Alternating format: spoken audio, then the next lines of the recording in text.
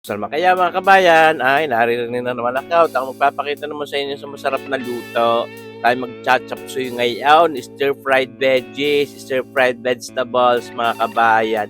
Dito tayo nagagayatan ng ating mga pansahog na yan, yung bawang na yan, itong sibuyas na puting ito, dalawang gayat pa ang gagay puti yan. Siyempre, yan ho. Siyempre, itong kalahating ito, panghuli ito, yung pampali naman naman, pantanggal umay, yan ho. Siyempre, itong mga gulay-gulay na ito, bigay ng aking hipag na si Kabayan Cherry Melo. Salamat sa iyo din ay galing Bagyo pa. Ayan. Tapos yan, magagayat na tayo ng mga karots-karots na papagayaan. Kahit naman anong gayat ang gawin nyo din ay pupwede, wala naman mag-check. Yan naman amin lalantakan laang. Mga kabayan. Pati yan sa carrots, siyempre, yung sayuting yaan. Napakasarap din naman, paborito ko din sa chapsoy, yung sayute. Lalo po medyo may lutong ng kariked. Ayan. Tunay ka naman.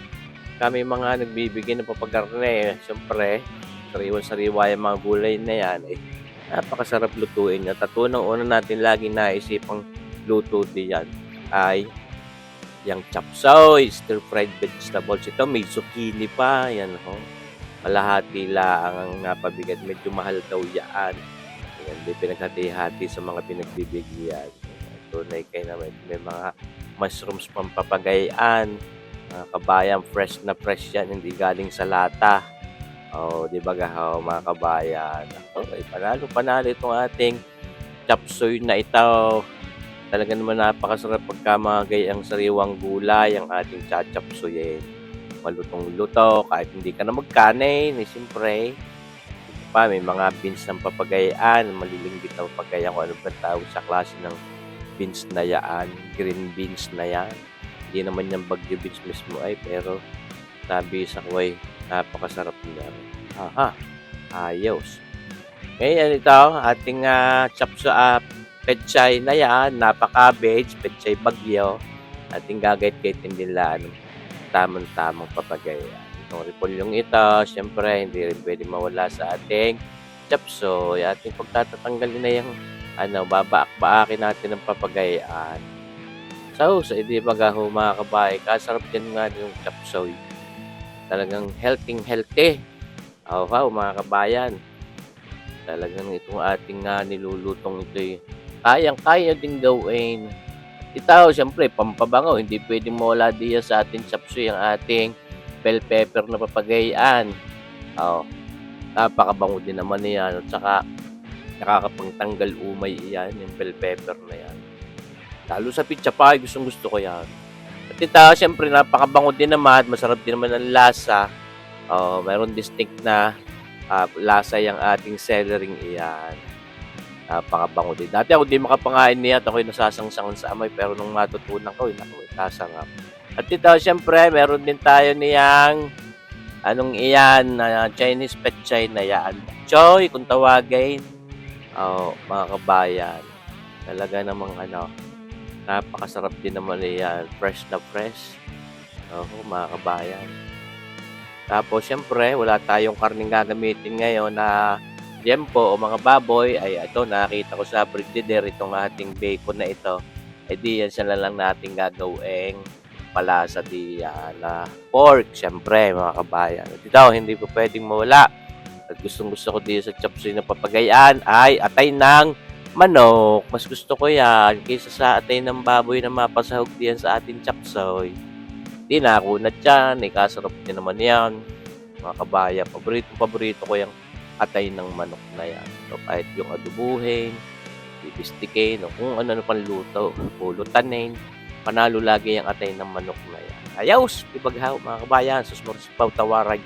Ngayon, tayo ay nagsalang na niyang ating talyasing ayan. Medyo malaki-laki luto ng ating gagamitin. Marami-rami tayong gulay na isasahog diyan. Lagyan na tayo mantika at ito ating piprito lang. Diyan muna ng papagayan yung ating bacon iyan. Bacon. Mabango. Kahit naman hindi masyadong palutungin yan diyan, hindi mo kailangan. Basta ipiprito lang natin yan diyan. Napakasarap din ang flavor niya. Ngayon yung ating kinayat-kayat din na tatay ng manok. Ipiprito din natin diyan, mga kabayan. Tunay kayo. Sarap naman yung atay mo. Hindi ko yun nilahat dahil dun hong nagbukod ako ng ng pulutan naman, syempre. Style tokwa't baboy. Panalo, mga kabayan. Yung atay ng manok. Ito may lalahat diyan. Ayan naman hindi chapsuy na atay at chapsuy na gulay. You know. Tama lang yan, syempre. Importante din yung gulay. Mas marami ang gulay. Tingahanguin natin, hindi mo para tostahin din yan. Yung pinagtutungang iyaw, flavor iyaw, hindi natin pwedeng alisin iyaw. Siyempre, pag yun ay na-deglaze natin, panalo na rin ang lasa niya. At kako ngayon ay flavor lasa. Ayan, tunay kung naglasangkot na tayo ngayon ng bawang natin yan. Itong sibuyas na ito, isasahog na rin natin. Ayan, hindi mo na maalis yung mga sibuyas at bawang na yan sa ating mga pagsasangkot siya pag i-stir fry. Pero nilahan ko sistema ko ng pagchachapsoy, mga kabayan kayo baga. Ako hindi nagsasabaw din masyado. Hindi rin ako nagamit ng tubig o sabaw na may cornstarch. Basta gusto ko parang stir-fried lang yan. Although, akin tinutubigan din ng karget para ma-deglaze natin. Pero hindi ko sinasabawan talaga ng naparami yung ating chapsoy. At ito, syempre, kakarikit yung ating ginamit na bacon. Hindi, tayo maglagay ng isang pork broth cubes. Yan ho, pang patingkad ng lasa ng pork. Ayan. Tunay na mga ayos na. Ito, lalagay na rin natin yung ating mushrooms na yon at yung mga green beans na yon. Yung carrots ay ilagay na rin natin. Siyempre, kabayan, napakasarap din naman sa chapsoy. Kala nyo lang malilinggit ang gayat niyan, mga kabayan, dahil malayo-layo ang ating camera. Pero yun yung ating ginagamit na luto ay talyasuyo. Kaya kung iisipin ninyo, malalaki din ng gayat na yung ating mga gulay-gulay na yan. Bite size yun, nilagyan natin ng paminta, marami rin, dagim. Mga kabayan. At ito, hindi pwede mo wala, pampalinamnam. Hindi naman tayo nagbibitsin diyan. Oyster sauce, mga isang kutsara at kalahati, ayan, pampalinamnam, pampasarap, yung ating oyster sauce na yan. Ayos, di ba gahaw? Kasalak na natin itong ating celery at saka yaw. Sayuting yaon. Naglalaway na agad. Nga kahit papakinin nyo yung chapsoy o yung stir-fried vegetables. Kahit di ka magkanin diya, pwede nakakabusog din yan. Siyempre naman. Basta ating binabantuan lang din ng tubig na mainit at ay para hindi magtutong. Sinahog natin ngayon yung zucchini. Kung ano ba gahong klase ng gulay, yung parang kahilera din yan ng mga upo o ng mga cucumber baga. Itong ating tangkay ng bok choy na yan, yung Chinese pechay, ay matigas-tigas yan. Ating inuna ng ilahok, hindi muna natin sinahog yung kanyang pinakadahon para hindi malublot agad. Ayan, yung tangkay na may kunat yan. Ayun, maganda yung malambot-lambot na atin nilagyan ng kalikit na brown sugar na putlay para may tamis ng pag-ibig. Yan, mga kalahating kutsarita lang ng ating brown sugar. Ito, sasahog naman natin yung mga pinagbanakalan ng yung ating pechay bagyaw tsaka itong repolyo. Yan. Cabbage. Diba mga kabayan, malapit na sa katotohanan. Sa cabbage na diba gahaw. Dalawa na lang isasahog natin diyan at completos recados na yan. Atin tuloy lang binabato-batuan ng tubig at nang hindi magtutong. Pero sabi ko nga, hindi para sobrahan ang sabaw niya yan, mga kabayan. Enough na para kumbaga may mag-glaze mo yung vegetables natin para hindi dry na dry. Tinog na natin yung dahon ng bok choy. Siyempre mga kabayan, yan ay malambot-lambot yan, kaya pahuli natin ilalagay para hindi malupit masyado. Ay parang parang pwede na tunay kayaw.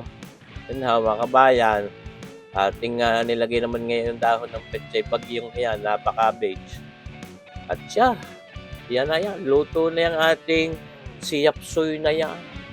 Yung ating stir-fried vegetables. Kabayan. Kaya din gawin. At ito, syempre, yung ating bacon at saka yung atay ng manok na yun. Magkukumpleto ng sarap niyan. Syempre, mga kabayan, yung lalaway ay tunay kayo. Kasap yan. mga papagayang stir-fried vegetables. Yan po. Talaga namang bigyan natin ng kulang-kulang kalahating kutsaritang asin pagtanggal labnak at para makumpleto na rin yung alat niya. At ito na, yung pangtanggal umay, yung ating sibuyas na puting iyon, sweet onion, para crunchy pa yan. Napakasarap din naman yung hilaw na sibuyas na yan. Pampano yan? Yung sibuyas na yan? Pampatanggal umay. Masarap yan. Ayos, luto na ha, mga kabayan, itong ating chapsuy or stir-fried vegetables ni kabayan. Yan ha. Nagayaya ang sarap. Sabi sa inyo, akala nyo malilingkit ang gayan. Saktong-saktong pang mga bite size lang ho iyan, mga kabayan. Sana ay masubukan nyo rin magluto na rin. Kadali naman na eh.